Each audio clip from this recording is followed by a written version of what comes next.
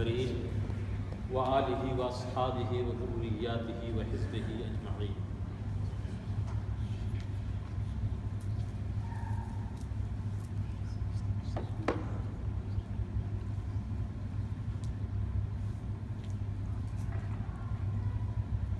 قال اللہ تبارک وتعالی فی شان حبیبہ الکریم ان اللہ ملائکتہ یصلون علی النبی یا ایھا الذین آمنوا صلوا علیہ وسلموا تسلیما اللہم صل علی سیدنا مولانا محمد وعلی آل سیدنا مولانا محمد وآل الکریم وبارک وسلم صلاۃ وسلاما علیک یا رسول اللہ بفضل سبحان ربک رب العزۃ عما یصفون وسلام علی المرسلین والحمد للہ رب العالمین۔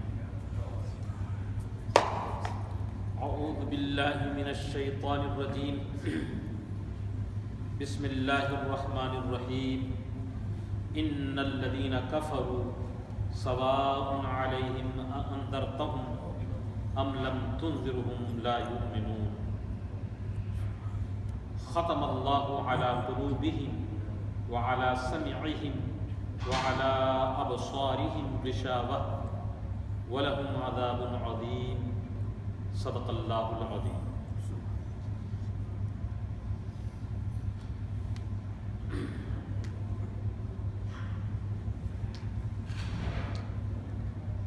اب دو آیتیں جو ہم نے آج تلاوت کا شرف حاصل کیا، ان میں ان کفار مشرکین عرب کے بارے میں فرمایا گیا، اللہ نے بیان فرمایا کہ یہ کفار اپنے کفر پر بڑی سختی سے قائم ہیں اور حق سے لڑائی، حق سے عداوت، حضور سے دشمنی، حضور کو تکلیف دینا ان کی عادت ثانیہ ہو گئی ہے۔ بغیر ان کو حضور کو تکلیف دیے ہوئے ایک پل چین نہیں آتا۔ اب ان کا یہ ذکر کیا جا رہا ہے کہ حق قبول کرنے کی صلاحیت کی ان میں فنا ہو چکی، اب ہمیشہ کے لیے یہ دولت ایمان سے محروم ہو گئے ہیں، جیسے ابو جہل، ابو لہب اور ان جیسے دوسرے کفار جن کا خاتمہ مرنا کفر پہ ہوا۔ قرآن مجید فرقان حمید نے پہلے مومنین کی شان کو بیان کیا، تقوی شعار کہ متقی کون ہیں، ہدایت یافتہ کون ہیں، اور اسی کے سامنے بالکل اسی کے مقابلے میں ان کفار کا بھی قرآن ذکر کر رہا ہے کہ جو اپنی شقاوت و بدبختی پر پورے طور پر قائم و دائم ہیں۔ تو بے شک جو لوگ کافر ہوئے، یعنی جنہوں نے قبول اسلام سے صاف انکار کیا اور راہ کفر اختیار کر لی، تو اے محبوب ان کے حق میں یکساں ہے، برابر ہے۔ اب آپ ان کو عذاب الہی سے ڈرائیں یا نہ ڈرائیں، وہ ایمان نہیں لائیں گے۔ ان کفار کی اسی شقاوت قلبی کے باعث دل کی بدبختی یہ بہت ہی خطرناک چیز ہوتی ہے۔ شقاوت، محرومی، حق سے عداوت میں اتنا بڑھ جانا کہ اب صبح و شام اپنا یہ وتیرہ بنا لینا کہ ہم حق کو ستائیں گے، ہم حق شیاروں کو ایذا پہنچائیں گے۔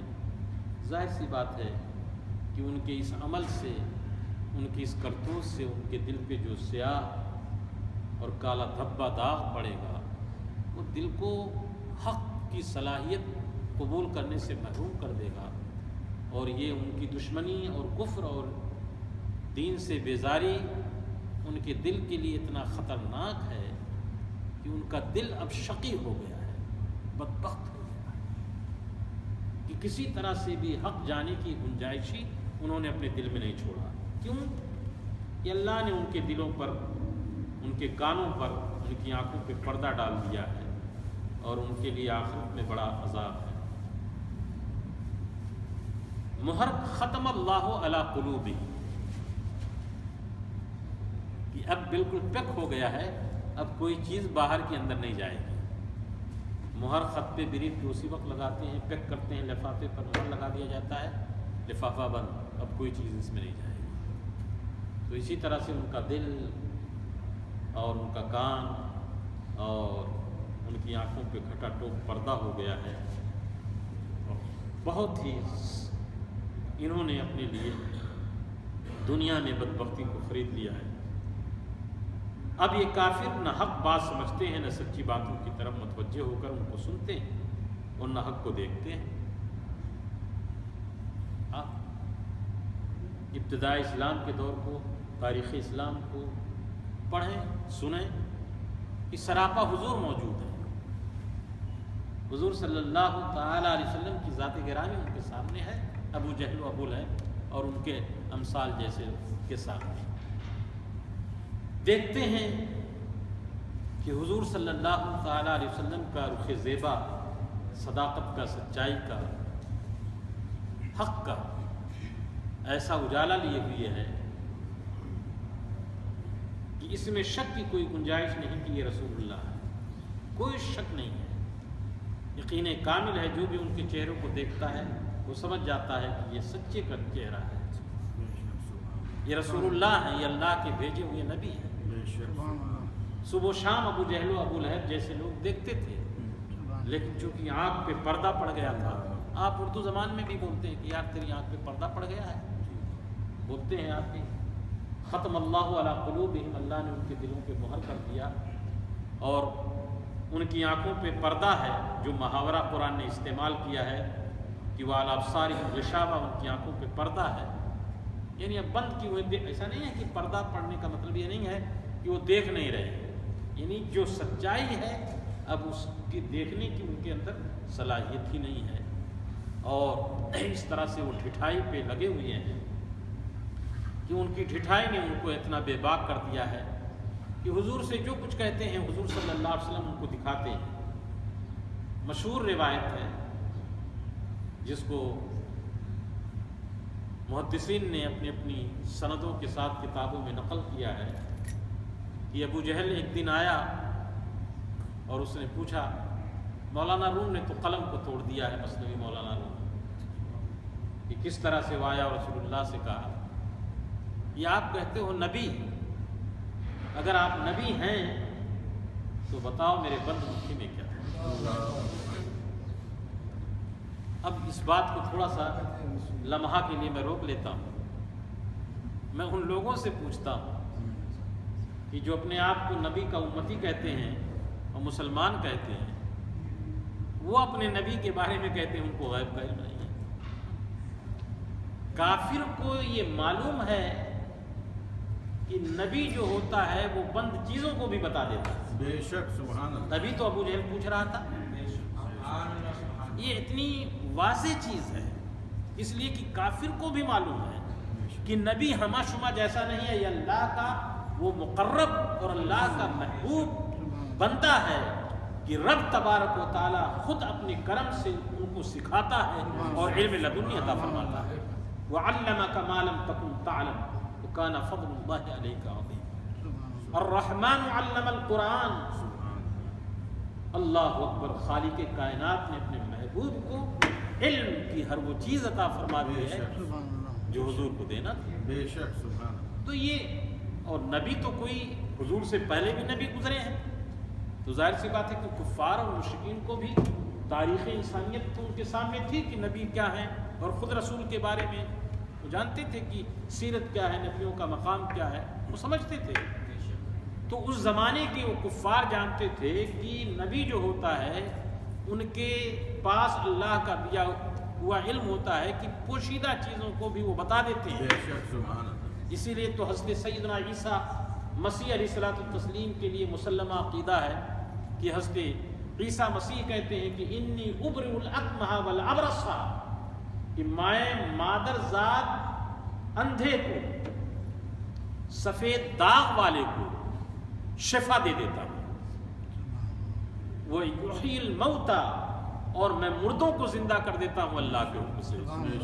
اور یہ بھی حضرت عیسیٰ نے کہا کہ جو کچھ تم کھا کے آتے ہو تمہارے گھروں میں جو کچھ جمع ہے اس کو بھی میں بتا دیتا ہوں۔ اللہ اکبر۔ اب کیا کس نے کھایا اس کو بھی حضرت عیسیٰ بتا دیتے ہیں، گھر میں کیا چھپی ہوئی چیز ہے وہ بھی بتا دیتے ہیں۔ تو یہ تاریخ نبوت ہے، تاریخ رسالت ہے، اس میں کوئی جھگڑنے کی بات نہیں تھی، لیکن کچھ ایسے بے وفا نبی کا کلمہ پڑھنے والے اس دور میں نکلے کہ اپنے نبی ہی کے بارے میں اس چیز کو کہنے لگے کہ ان کو یہ ہے کہ نہیں ہے، دیوار کے پیچھے کا علم ہے کہ نہیں ہے، ہاں یہ ساری چیزیں کہنے لگے۔ تو ابو جہل، یہ بات آ گئی بسبیل تذکرہ کہ کفار کو بھی یہ جنرل ایک کامن بات تھی، جنرل بات تھی، کوئی اس میں جھگڑنا اور لڑنے کی بات نہیں تھی۔ تو اس نے کہا کہ بتائیں کیا ہے، حضور مسکرائے اور کہا کہ میں بتاؤں کہ تیری مٹھی میں کیا ہے یا وہ بتائے جو تیری مٹھی میں ہے میں کیا ہوں؟